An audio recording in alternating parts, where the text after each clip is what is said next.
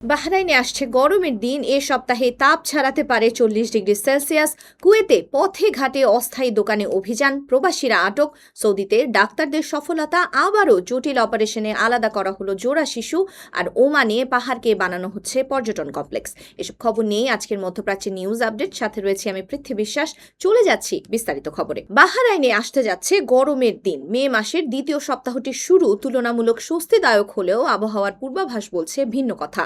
পূর্বাভাসে বলা হয়েছে আসছে কয়েকদিনে দেশটিতে তাপমাত্রা ধীরে ধীরে বেড়ে যাবে এবং 13ই মে বুধবার নাগাদ তা 40 ডিগ্রি সেলসিয়াসে পৌঁছাতে পারে। বাহরাইনের আবহাওয়াবিদরা জানিয়েছেন দিনের বেলায় তীব্র গরমের পাশাপাশি আর্দ্রতাও বাড়তে পারে, যা সাধারণ মানুষের দৈনন্দিন জীবনে অস্বস্তি তৈরি করবে।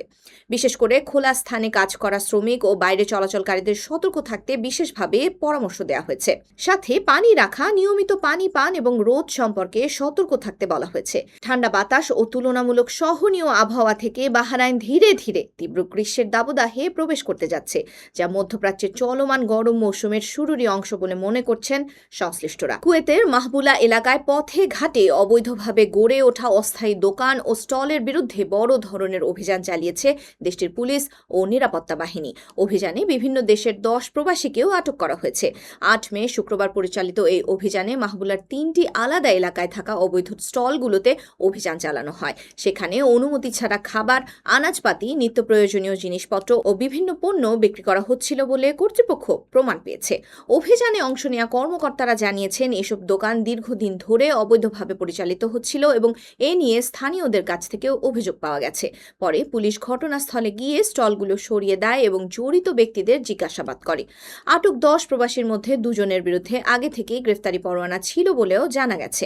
পরে তাদের বিরুদ্ধে আইনি ব্যবস্থা নিয়ে সংশ্লিষ্ট কর্তৃপক্ষের কাছে হস্তান্তর করা হয়েছে। কুয়েতের স্বরাষ্ট্র মন্ত্রণালয় জানিয়েছে দেশের বিভিন্ন এলাকায় অবৈধ ব্যবসা, আইন ভঙ্গ ও অনুমতি ছাড়া কার্যক্রম পরিচালনার বিরুদ্ধে নিয়মিত অভিযান চালানো হবে এবং কেউ আইন অমান্য করলে তার বিরুদ্ধে কঠোর ব্যবস্থা নেওয়া হবে। এসব অভিযান সম্পর্কে প্রবাসী বাংলাদেশিদেরও সতর্ক থাকা উচিত। সৌদির রাজধানী রিয়াদে জটিল অস্ত্রোপচারের মাধ্যমে সফলভাবে আলাদা করা হয়েছে তানজানিয়ার জোড়া লাগানো যমজ শিশু ন্যান্সি ও নাইসকে। প্রায় 16 ঘণ্টা ব্যাপী এই কঠিন অস্ত্রোপচারটি পরিচালনা করেন সৌদি কনজয়েন্ট টুইন্স প্রোগ্রামের বিশেষজ্ঞ চিকিৎসক দল। কিং আবদুল্লাহ স্পেশালাইজড চিলড্রেন হাসপাতালে 10টি ধাপে সম্পন্ন হওয়া এই অপারেশনে 35 জন বিশেষজ্ঞ চিকিৎসক, নার্স ও টেকনিশিয়ান অংশগ্রহণ করেন। চিকিৎসকরা জানিয়েছেন জন্মের পর থেকেই 2 শিশুর বুকের নিচের অংশ, পেট ও পেলভিস জোড়া লাগানো অবস্থায় ছিল। এছাড়াও তাদের লিভার, বৃহদান্ত, মূত্রনালীর কিছু অংশ একত্রিত ছিল বলে জানা গেছে। দীর্ঘ পরীক্ষা নিরীক্ষা ও চিকিৎসা মূল্যায়নের পর এই ঝুঁকিপূর্ণ অস্ত্রোপচারের সিদ্ধান্ত নেওয়া হয়। সৌদি কনজয়েন্ট টুইন্স প্রোগ্রামের প্রধান ডক্টর আবদুল্লাহ আল রাবিয়াহ জানিয়েছেন এটি ছিল তানজানিয়ার যমজ শিশুদের মধ্যে তৃতীয় সফল বিচ্ছিন্নকরণ এবং এই কর্মসূচির অধীনে এখন পর্যন্ত 71তম সফল অপারেশন। তিনি সৌদি নেতৃত্বের সহযোগিতা ও মানবিক সহায়তার ভূয়সী প্রশংসা করেন।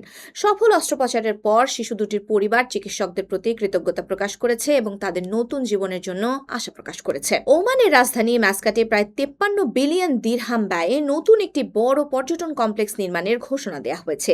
দেশটির সংশ্লিষ্ট মন্ত্রণালয় আশা করছে এই নতুন পর্যটন কমপ্লেক্স দেশটির পর্যটন খাতে বড় পরিবর্তন আনবে।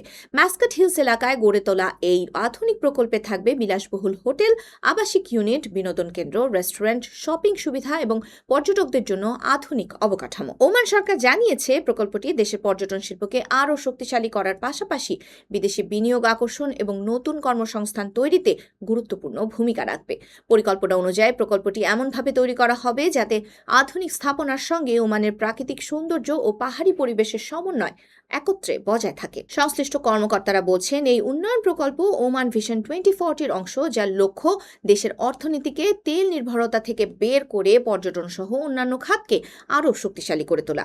নতুন এই পর্যটন কমপ্লেক্স চালু হলে দেশি বিদেশি পর্যটকদের জন্য মাসকাটে আরও আকর্ষণীয় পরিবেশ তৈরি হবে বলে আশা প্রকাশ করা হচ্ছে। এই ছিল আজকের মধ্যপ্রাচ্যের নিউজ আপডেট। আল্লাহ হাফেজ।